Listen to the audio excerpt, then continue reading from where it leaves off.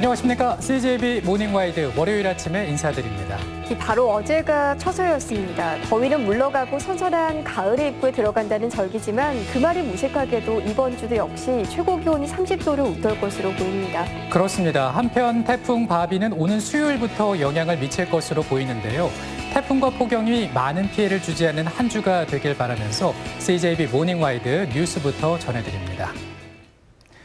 도내 코로나19 확산세가 심각합니다. 그제 4명의 확진자가 발생한 데 이어 어제는 10명이나 추가 발생했습니다. 확진자 대부분이 광화문 집회나 종교시설과 연관돼 있습니다. 안정은 기자입니다.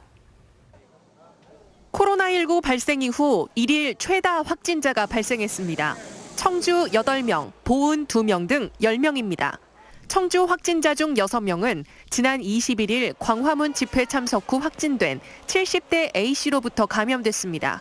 먼저 A씨의 가족인 70대 남편과 40, 50대 자녀 2, 10대 손주 등 4명이 모두 확진 판정을 받았습니다. 또 A씨가 방문한 청주 중앙 순복음교회의 신도 660여 명에 대한 진단검사 결과 보은에 사는 50대와 청주에 사는 10대도 확진 판정을 받았습니다. 광화문 집회 참가자의 종교시설 방문으로 인한 집단 감염 위험이 커지자 도는 종교시설 2곳에 대한 집합 금지 명령을 발동했습니다. 교회와 성당에서 확진자들이 방문을 한 것이 확인이 되기 때문에 청주 중앙 순복음교회 알림동 성당에 대해서는 집합 금지 명령을 내리도록 하겠습니다. 보은의 또 다른 80대 확진자는 인천의 한 교회 교인인 아들 내외가 확진됐다는 소식을 듣고 검사를 받아 확진 결과가 나왔습니다. 어제 추가된 확진자 가운데 무려 70%가 광화문 집회나 종교시설과 관련돼 있습니다. 특히 지난 15일 광화문 집회에 청주에서 단체버스로 참가한 390명 중 62%가 검사를 받지 않은 상태입니다. 8.15 광화문 집회 참석자분들께 강력히 촉구합니다. 지금 즉시 선별진료소에 방문하여 검사를 받으시기 바랍니다. 이 밖에 청주에 거주하는 60대 B씨는 지난 15일 광화문 세종문화회관 공연장을 다녀온 후 확진됐습니다. 청주에서 음식점을 운영하는 50대 C씨는 지난 19일에 만난 친구가 확진되자 검사를 받아 확진 판정을 받았습니다. 또 청주에 사는 50대 D씨는 지난 11일 평택 확진자가 다녀간 청주 실내 수영장을 이용한 후 확진됐습니다. 보건당국은 향후 1, 2주를 지역 내 집단 감염을 막기 위한 골든타임으로 보고 있습니다. CJB 뉴스 안정은입니다. 코로나19가 재확산되면서 의료진들은 다시 한번 사투를 벌이게 될 처지에 놓였습니다. 그런데 가뜩이나 열악한 의료 현장에서 의료진들을 더욱 힘들게 하는 것은 확진자들의 돌발 행동과 갑질이라고 합니다. 이태현 기자입니다. 일반 환자들과 달리 병원에서도 격리돼 생활해야 하는 코로나19 확진자들.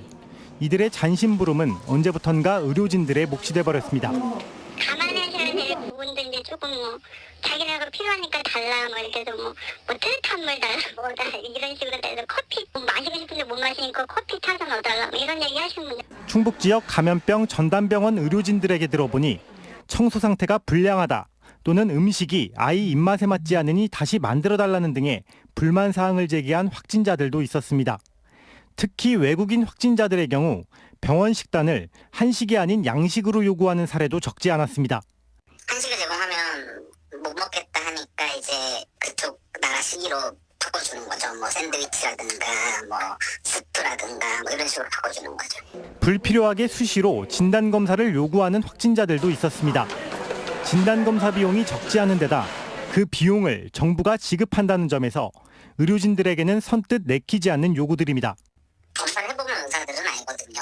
매일 데일리로 해봤자 어차피 안 된다는 걸 아니까 또 양성 나올 게 뻔하니까 안 하려고 해도 의료진들한테 해달라고 요구를 하면 또 안 할 수가 없는 상황이고.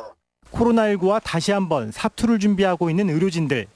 격리된 확진자들의 불안과 초조도 이해는 되지만 그럴수록 의료진에 대한 배려 또한 잊지 말아야 합니다. CJB 뉴스 이태현입니다. 지난달 말 기록적인 집중호우로 충북을 비롯해 전국에 많은 피해가 있었죠. 특히 전라남도 영광 염산면은 일대 논밭이 물에 잠겼는데요. 이후 20여일이 지났는데 어찌된 일인지 농민들이 일대 농경지에 심각한 가뭄 피해를 호소하고 있습니다. KBC 박성호 기자입니다. 땅바닥은 거북이 등껍질 마냥 갈라져 있고 벼 잎사귀는 노랗게 타들어갑니다. 물이 가득 차 있어야 할 논에는 아예 물기마저 찾아볼 수 없습니다. 벼 나달이 생기기 시작해 1년 농사 중 가장 많은 물이 필요한 요즘, 심각한 침수 피해로 특별 재난 지역이 된 영광에 황당하게 가뭄 피해가 속출하고 있습니다. 집중호우로 인한 피해가 계속되자 농어촌공사가 저수지와 일대 배수로의 물을 바다로 흘려보내는 수문을 완전히 개방한 건데, 지난 10일 비가 그친 뒤로도 3일간 더 수문 완전 개방 상태를 유지하면서 농사에 필요한 최소한의 농업용수조차 남지 않게 된 겁니다. 농민들은 탁상 행정으로 인한 인재라며 분통을 터뜨립니다. 중요한 시기인데 물을 논에다 다 지금 채워갖고 해놨어야 되는데 물을 못 넣고 있죠. 나락이 빨갛게 다 타고 들어가갖고 하나도 못 먹게 생겼다니까요. 농어촌공사 측은 실제로 비는 오지 않았지만 예보상 비가 올 수 있다고 해서 자체적으로 수문 완전 개방을 결정했다고 해명했습니다.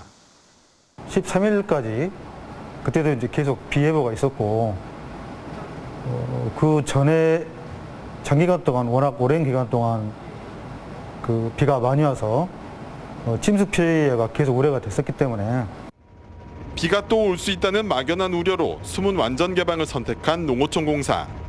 그 결과는 폭우로 특별재난지역이 된 영광에 가뭄 피해가 생기는 황당한 상황으로 이어지게 됐습니다. KBC 박성호입니다.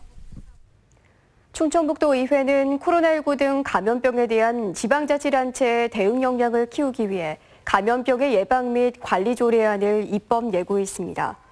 조례안은 감염병 관리 지원단 설치 운영과 감염병 관리병원 지정, 진료시설 설치, 감염병 예방 관리 계획 수립 등의 내용을 담고 있습니다. 청주시가 8.15 서울 광화문 집회 참석자 명단을 모두 확보하지 못해 비상이 걸렸습니다. 집회 당일 인솔자 3명이 전세버스 10대에 390명을 나눠 태워 상경한 것으로 추정되는 가운데 청주시는 166명 중 30명의 명단을 제출하지 못한 인솔자 A씨를 경찰에 고발하기로 했습니다.